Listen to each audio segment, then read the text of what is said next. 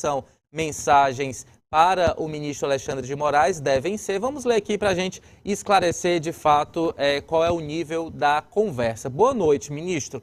Desculpe incomodá-lo no seu horário de descanso. Acabei de pousar no meu estado, só retorno para Brasília na próxima terça-feira, mas preciso adiantar uma parte do encontro que considero de alto grau de importância.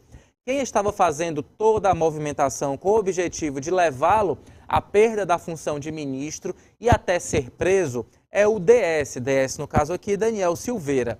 O PR, o presidente da República, então presidente Jair Bolsonaro, não está fazendo nenhum movimento nesse sentido. O Daniel Silveira que está tentando convencê-lo, dizendo ao PR, ao presidente, que eu conseguiria adquirir as peças fundamentais para que a missão fosse um sucesso.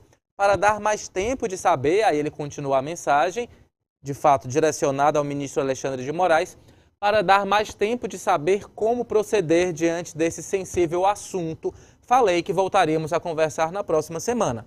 Toda a conversa foi na granja e entrei junto com Daniel Silveira sem precisar me identificar.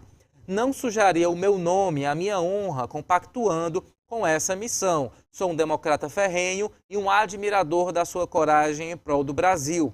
Os detalhes de como seria essa missão posso te passar pessoalmente ou da forma que melhor achar. Aí coloca uma bandeira do Brasil no final dessa mensagem, já à noite, 9h10.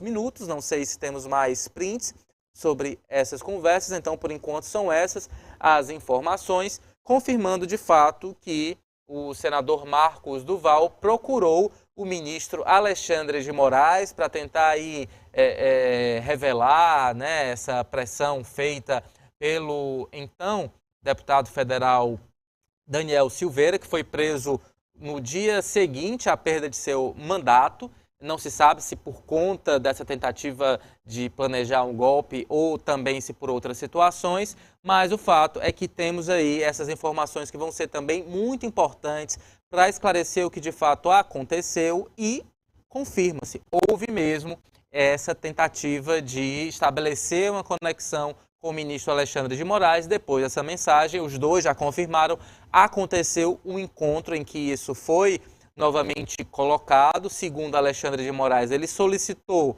que Marcos Duval oficializasse, colocasse essas denúncias num papel para que a investigação pudesse prosseguir, mas ele preferiu, segundo Alexandre de Moraes, não fazer isso. Já Marcos Duval disse que não houve esse pedido por parte de Alexandre de Moraes. É outra questão que precisa ser esclarecida. Carlos Maza, qual o peso, qual o impacto desses novos prints nesse caso aí tão cabuloso? Pois é, Ítalo. Bota cabuloso nisso, né?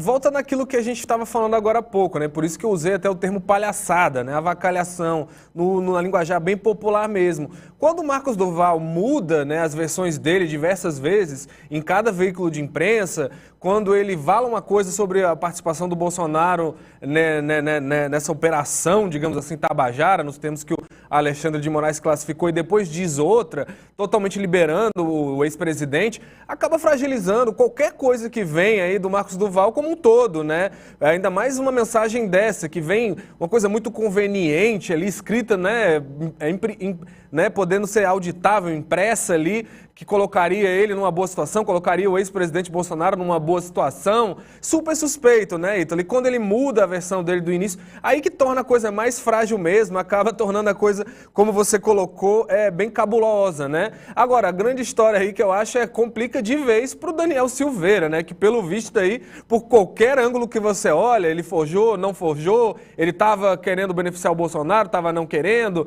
isso tudo é espontâneo, ele denunciou mesmo, ou foi uma coisa tramada para afastar o Alexandre de Moraes, né? Como já tem várias teorias da conspiração aí avaliando qual era a real intenção do Marcos Duval, mas em qualquer uma dessas interpretações, o Daniel Silveira, deputado bolsonarista, fica bem mal, Ítalo. Ele fica, claro, praticamente jogado aos leões ali, como o conspirador mesmo, como o cara que estaria na linha de frente nesse plano criminoso de tentar aí incriminar um ministro do Supremo Tribunal Federal fazendo arapongagem, gravação por debaixo ali do terno, enfim, situação situação bem complicada para o Daniel Silveira, que já foi preso um dia depois de perder o foro privilegiado, com uma situação que não tem nem nada a ver com esse caso em si, né? Foi preso pelo não cumprimento de medidas cautelares já naquele processo antigo dos atos antidemocráticos. Então fica a sensação que o Daniel Silveira está com muito poucos amigos, Ítalo, nesse momento agora.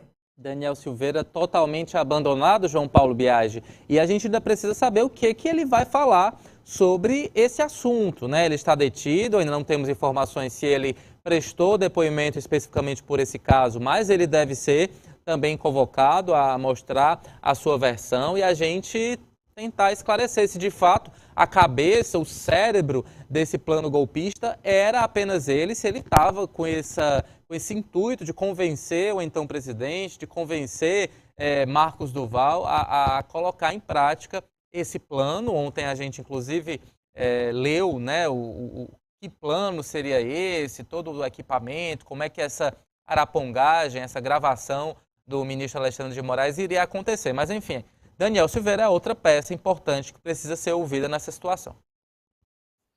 Exatamente, Ítalo. E foi jogado embaixo do caminhão não só por Marcos Duval, mas também pelo Flávio Bolsonaro, lá que a gente viu ontem também no plenário do Senado, dizendo que era uma tentativa de um ex-deputado, que o presidente não fez nada, que isso não seria crime. A gente sabe que é crime, que tanto o presidente Bolsonaro de não falar nada, quanto o Marcos Duval de só abrir a boca agora, estavam prevaricando, estavam deixando um criminoso, pelo menos isso, né, entre aspas, armar toda uma situação, todo um ministro do STF.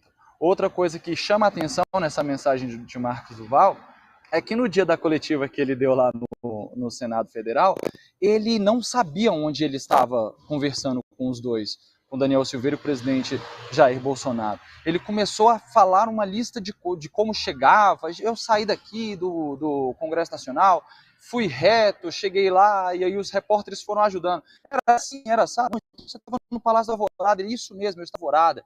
E agora ele já afirma para o ministro que estava na Granja do Torto, conversando.